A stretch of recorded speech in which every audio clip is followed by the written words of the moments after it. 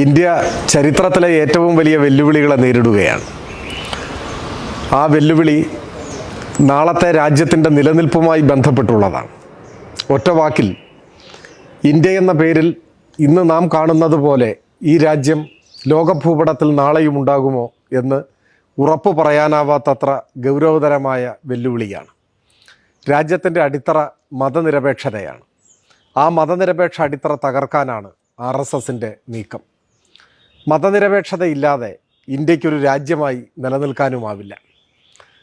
മതനിരപേക്ഷത എന്ന ആശയത്തെ ഒരിക്കലും ഉൾക്കൊണ്ടിട്ടില്ലാത്തവരാണ് RSS രൂപം കൊണ്ടിട്ട് അടുത്ത വർഷമാകുമ്പോൾ 100 വർഷം തികയുകയാണ്. 100ാം വാർഷികത്തിൽ ഇന്ത്യയെ ഒരു മതരാഷ്ട്രമായി പ്രഖ്യാപിക്കാനാണ് RSS കോപ്പുകൂട്ടുന്നത്. അതോടെ രാജ്യത്തിൻ്റെ ഐക്യവും ബഹുസ്വരതയും നാനാത്വത്തിലുള്ള ഏകത്വവും ഇല്ലാതെയാവും. ഒരു മതരാഷ്ട്രമായി ഇന്ത്യക്ക് നിലനിൽക്കാനുമാവില്ല. ഈ അതീവ ഗുരുതരമായ വെല്ലുവിളിയെയാണ് ഇന്ന് നമ്മുടെ രാജ്യം നേരിടുന്നത്. സ്വാഭാവികമായും മതനിരപേക്ഷത സംരക്ഷിക്കാനുള്ള സമരം ഇന്ത്യയെ രക്ഷിക്കാനുള്ള സമരമാണ്. അതിന് വർഗീയതയെ പ്രതിരോധിക്കേണ്ടതുണ്ട്, RSSനെ പ്രതിരോധിക്കേണ്ടതുണ്ട്. എല്ലാത്തരം വർഗീയതയ്ക്കുമെതിരായി മതനിരപേക്ഷതയുടെ കൊടിക്കീഴിൽ ജനങ്ങളെ അണിനിരത്തേണ്ടതുമുണ്ട്. രാജ്യത്തിൻ്റെ ഭാവിയെക്കുറിച്ച് ഉത്കണ്ഠയുള്ള ഏവരും ഇന്ന് ഏറ്റെടുക്കേണ്ട ഒരു മുദ്രാവാക്യമാണ്, ഒരു നിലപാടാണ് ഇത്. ഒപ്പം കേന്ദ്ര ഗവൺമെൻറ്റിൻ്റെ രാജ്യവിരുദ്ധ നയങ്ങൾ, ജനവിരുദ്ധ നയങ്ങൾ ചില പൊതുമേഖലാ സ്ഥാപനങ്ങളിൽ തുടങ്ങി എല്ലാ പൊതുമേഖലാ സ്ഥാപനങ്ങളും വിറ്റുതുലയ്ക്കുകയാണ്. പൊതുമേഖലയില്ലാത്ത ഒരു രാജ്യമായി ഇന്ത്യ മാറാൻ പോകുന്നു. വിമാനത്താവളങ്ങൾ വിൽക്കാൻ തീരുമാനിച്ചവർ വിമാന കമ്പനിയും വിറ്റുകഴിഞ്ഞു. തുറമുഖങ്ങളും റെയിൽവേയും എല്ലാം സ്വകാര്യവൽക്കരിക്കുകയാണ്. രാജ്യം അക്ഷരാർത്ഥത്തിൽ വിൽപ്പനയ്ക്ക് വെച്ചിരിക്കുകയാണ്. രാഷ്ട്രം തന്നെ വിൽക്കാൻ ശ്രമിക്കുന്ന, രാജ്യം കോർപ്പറേറ്റുകൾക്ക് തീരെഴുതി കൊടുക്കുന്ന, രാഷ്ട്രമില്ലാത്ത ഭരണാധികാരിയായി ഇന്ത്യയിലെ ഗവൺമെൻറ് മാറുന്ന വളരെ വിചിത്രവും അപകടകരവുമായ അവസ്ഥയാണ് ഇന്ത്യയിലുള്ളത്. ഒപ്പം ഈ തെറ്റായ നയങ്ങളുടെ ഭാഗമായി ദുരിതമനുഭവിക്കുന്ന ജനങ്ങൾ, അതിരൂക്ഷമായ വിലക്കയറ്റം ഉൾപ്പെടെ പാചകവാതകത്തിനും ഇന്ധനത്തിനുമൊക്കെ ലോകത്തിൽ ഏറ്റവും കൂടുതൽ വില നൽകേണ്ടി വരുന്ന രാജ്യമായി നമ്മുടെ രാജ്യം ഇന്ന് മാറിക്കഴിഞ്ഞിട്ടുണ്ട്. ഇതിനെല്ലാം പുറമെയാണ് കേരളത്തോടുള്ള ശത്രുതാപരമായ നിലപാട്. ഇന്ത്യയിലെ ഒരു സംസ്ഥാനം എന്ന നിലയിലുള്ള ഒരു പരിഗണനയും നൽകാതെ രാഷ്ട്രീയ കാരണങ്ങളാൽ കേരളത്തെ ശ്വാസം മുട്ടിക്കാനാണ് കേന്ദ്ര ഗവൺമെൻറ് ഇപ്പോൾ ശ്രമിച്ചുകൊണ്ടിരിക്കുന്നത്. ശത്രു രാജ്യത്തോടെന്ന പോലെയുള്ള സമീപനമാണ് കേരളത്തോടും മലയാളികളോടുമുള്ളത്. മതനിരപേക്ഷത സംരക്ഷിക്കാനും രാജ്യത്തെ തകർക്കുന്ന സാമ്പത്തിക നയങ്ങൾക്കെതിരെ ജനങ്ങളെ അണിനിരത്താനും ഒപ്പം കേരളത്തിൻ്റെ നാളെയെ കരുതി കേരള വിരുദ്ധം കൂടിയായ കേന്ദ്ര നയങ്ങളെ പ്രതിരോധിക്കാനുമാണ് CPIM നേതൃത്വം കൊടുക്കുന്ന ഈ പ്രതിരോധ ജാഥ, ജനകീയ പ്രതിരോധ ജാഥ. ഇന്ന് ഇന്ത്യയിൽ ജീവിച്ചിരിക്കുന്ന, കേരളത്തിൽ ജീവിച്ചിരിക്കുന്ന മതനിരപേക്ഷവാദിയായ ഏതൊരു മനുഷ്യനും രാജ്യത്തെയും നാടിനെയും കരുതി ഈ രാജ്യവിരുദ്ധ നയങ്ങളെ, വർഗീയതയെ, RSSനാൽ നിയന്ത്രിക്കപ്പെടുന്ന കേന്ദ്ര ഗവൺമെൻറ്റിൻ്റെ രാജ്യത്തെ തകർക്കുന്ന നയങ്ങളെ പ്രതിരോധിക്കുക എന്നത് അത്യാവശ്യമാണ്. ആ പ്രതിരോധത്തിൻ്റെ വരുംകാല സമരവീഥിയിലേക്ക് മലയാളികളെ ആകെ ആനയിക്കുന്നതിനാണ് CPIM നേതൃത്വം കൊടുക്കുന്നത്.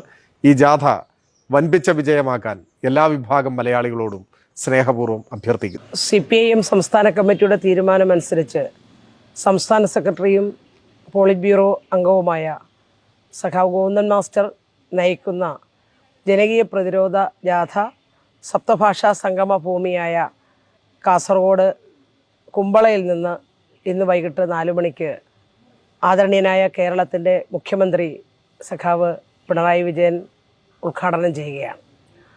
ഇത്തരമൊരു ജനകീയ പ്രതിരോധ ജാഥ സംഘടിപ്പിക്കാനുണ്ടായ സാഹചര്യം ഏവർക്കും അറിയാം.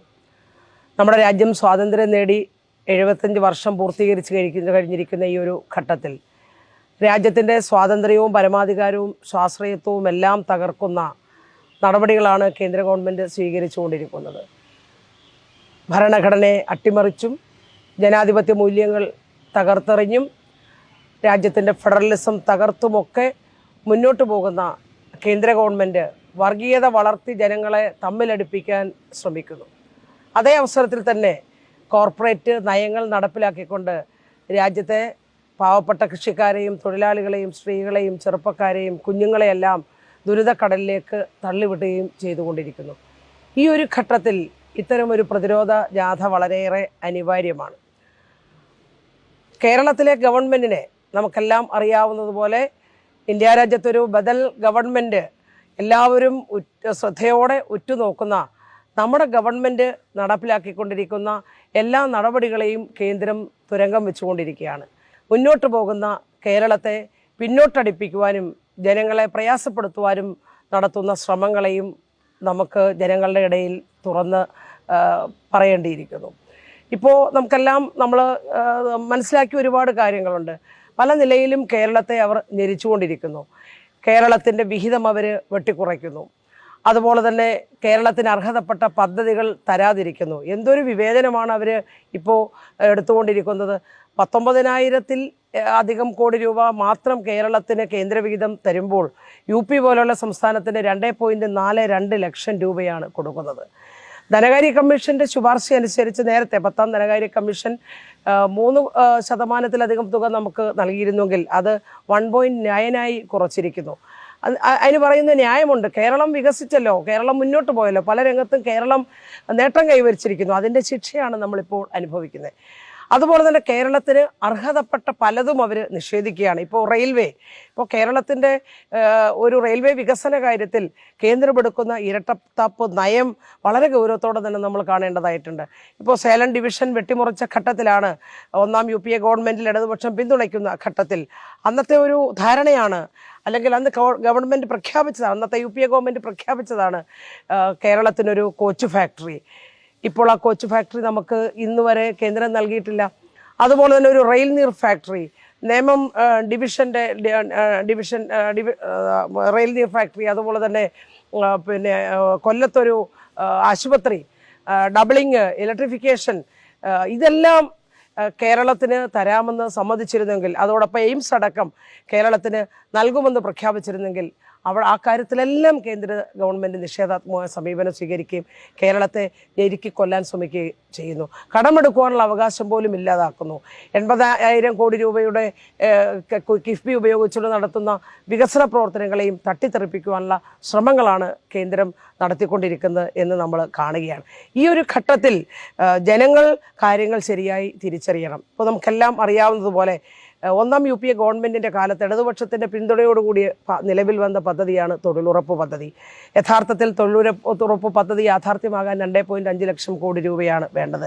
എന്നാൽ കേന്ദ്ര ഗവൺമെൻറ് വകകൊള്ളിക്കുന്ന തുക വളരെ കുറവാണ്. നേരത്തെ കഴിഞ്ഞ വർഷം വകകൊള്ളിച്ച തുകയിൽ 30,000 കോടി രൂപ ഇപ്പോൾ കുറവാണ്. സംസ്ഥാന ഗവൺമെൻറ്റിൻ്റെ ചുമലിലേക്ക് ഭാരം വീണ്ടും അവർ വെക്കാൻ പോകുന്നു എന്നും വാർത്തകൾ വരികയാണ്. അപ്പോൾ തൊഴിലുറപ്പ് പദ്ധതി തകർക്കുന്ന ഒരു അവസ്ഥ നമുക്ക് ചിന്തിക്കാൻ പോലും കഴിയില്ല. കേരളത്തിലെ ഗവൺമെൻറ് ബഡ്ജറ്റിൽ ഈ പ്രാവശ്യവും 230 കോടി രൂപ വെച്ചിട്ടുണ്ട് എന്ന കാര്യവും നമുക്കെല്ലാം അറിയാവുന്നതാണ്. അപ്പോൾ തൊഴിലുറപ്പ് പദ്ധതിയെ തകർക്കുന്ന, വിദ്യാഭ്യാസ മേഖലയെ തകർക്കുന്ന, ആരോഗ്യ മേഖലയെ തകർക്കുന്ന, തൊഴിലെന്ന വാക്ക് പോലും ബഡ്ജറ്റിൽ പറയാത്ത കേന്ദ്ര ഗവൺമെൻറ്റിൻ്റെ നയങ്ങൾ ജനങ്ങളുടെ ഇടയിൽ നന്നായി ചർച്ച ചെയ്യേണ്ടതായിട്ടുണ്ട്. എല്ലാ പ്രതിസന്ധി ഘട്ടത്തിലും കേന്ദ്രമെടുക്കുന്ന ഈ ഒരു സമീപന ഈ രൂപത്തിലായിട്ടും കേരളത്തിലെ നമ്മുടെ ഗവൺമെൻറ് ജനങ്ങളെ ചേർത്ത് നിർത്തിക്കൊണ്ടാണ് മുന്നോട്ട് പോകുന്നത്. അത് കേരളത്തിന് സുപരിചിതമാണ്. 2 മഹാപ്രളയമുണ്ടായപ്പോഴും അതുപോലെ തന്നെ നിപ്പ വന്നപ്പോഴും കോവിഡ് വന്നപ്പോഴും ഒക്കെ ജനങ്ങളെ പ്രയാസപ്പെടുത്താതെ അവർക്ക് വീടുകളിൽ കിറ്റ് എത്തിക്കുന്ന കാര്യത്തിലും പെൻഷൻ കൊടുക്കുന്ന കാര്യത്തിലും പൊതുവിദ്യാഭ്യാസം, പൊതു ആരോഗ്യം, അതുപോലെ തന്നെ അടിസ്ഥാന വികസന മേഖല എല്ലാ രംഗത്തും മുന്നോട്ട് പോയി. നിർമ്മല സീതാരാമൻ അവതരിപ്പിച്ച ബഡ്ജറ്റിൽ 1% തുക പോലും സ്ത്രീകൾക്ക് നീക്കിവെക്കാത്ത ഘട്ടത്തിൽ 20%-ലകം അധികം തുക ബഡ്ജറ്റിൽ നീക്കിവെച്ചുകൊണ്ട് കേരളത്തിലെ ഇടതുപക്ഷ ജനാധിപത്യ മുന്നണി ഗവൺമെൻറ് മാതൃക കാണിച്ചിരിക്കുന്നു. നമുക്കറിയാവുന്നതുപോലെ ഏത് സൂചകങ്ങൾ എടുത്തു നോക്കിയാലും കേരളം 1ാം സ്ഥാനത്താണ്. അത് ആ രൂപത്തിലുള്ള പരിഗണന കേരളത്തിലെ സ്ത്രീകൾക്ക് നൽകുന്ന ഇടതുപക്ഷ ജനാധിപത്യ മുന്നണി ഗവൺമെൻറ്റിനെ കേരളത്തിലെ സ്ത്രീകളും വളരെ സന്തോഷത്തോടുകൂടി സ്നേഹത്തോടു കൂടിയാണ് ഉറ്റുനോക്കിക്കൊണ്ടിരിക്കുന്നത്. ഇങ്ങനെ മുന്നോട്ട് പോകുന്ന നമ്മുടെ കേരളം, നമ്മുടെ ഗവൺമെൻറ് പിണറായി നേതൃത്വം കൊടുക്കുന്ന ഇടതുപക്ഷ ജനാധിപത്യ മുന്നണി ഗവൺമെന്റിനെ തകർക്കാൻ നടത്തുന്ന ശ്രമങ്ങൾ ജനങ്ങൾ തിരിച്ചറിഞ്ഞു.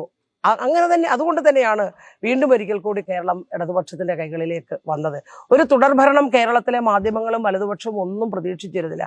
അതുകൊണ്ട് തന്നെ അന്നു മുതൽ കേരളത്തിനെതിരായി എല്ലാ തരത്തിലുള്ള അസത്യ പ്രചരണങ്ങളും ഒരു ഭാഗത്ത് മാധ്യമവും ഒരു ഭാഗത്ത് BJPയും കോൺഗ്രസും ചേർന്ന് നടത്തിക്കൊണ്ടിരിക്കുകയാണ്. ഇതെല്ലാം ജനങ്ങൾ തിരിച്ചറിയുന്നുണ്ട്. ജനങ്ങളുമായി ഈ കാര്യങ്ങളെല്ലാം ചർച്ച ചെയ്യുന്നതിന് വേണ്ടിയിട്ടാണ് ഇത്തരമൊരു ജനകീയ പ്രതിരോധ ജാഥ തന്നെ നമ്മൾ സംഘടിപ്പിച്ചിട്ടുള്ളത്. നമുക്കെല്ലാം അറിയാവുന്നതുപോലെ കേരളം മതനിരപേക്ഷത സംരക്ഷിക്കുന്ന ഗവൺമെന്റ്, ജനകീയ പ്രശ്നങ്ങൾ പരിഹരിച്ച് ജനങ്ങളെ ചേർത്ത് നിർത്തി മുന്നോട്ട് പോകുന്ന ഗവൺമെന്റ്, ലോകത്തിനും രാജ്യത്തിനും ഒക്കെ മാതൃകയായി പ്രവർത്തിക്കുന്ന ഇടതുപക്ഷ ജനാധിപത്യ മുന്നണി ഗവൺമെന്റിനെ സംരക്ഷിക്കുവാൻ പൊതുസമൂഹം പൂർണ്ണമായും തയ്യാറാകുമെന്ന വിശ്വാസം നമുക്കുണ്ട്. എല്ലാ കുതന്ത്രങ്ങളെയും കുത്തിത്തിരിപ്പുകളെയും എല്ലാം അതിജീവിച്ചുകൊണ്ട് കേരളം മുന്നോട്ട് പോകുന്നു. 10,000-കണക്കിന് വരുന്ന ജനങ്ങളാണ് വിവിധ കേന്ദ്രങ്ങളിൽ ഈ ജാഥയെ വരവേൽക്കുന്നതിന് വേണ്ടിയിട്ടുള്ള തയ്യാറെടുപ്പുകൾ ഓരോ കേന്ദ്രത്തിലും നടത്തിക്കൊണ്ടിരിക്കുന്നത്.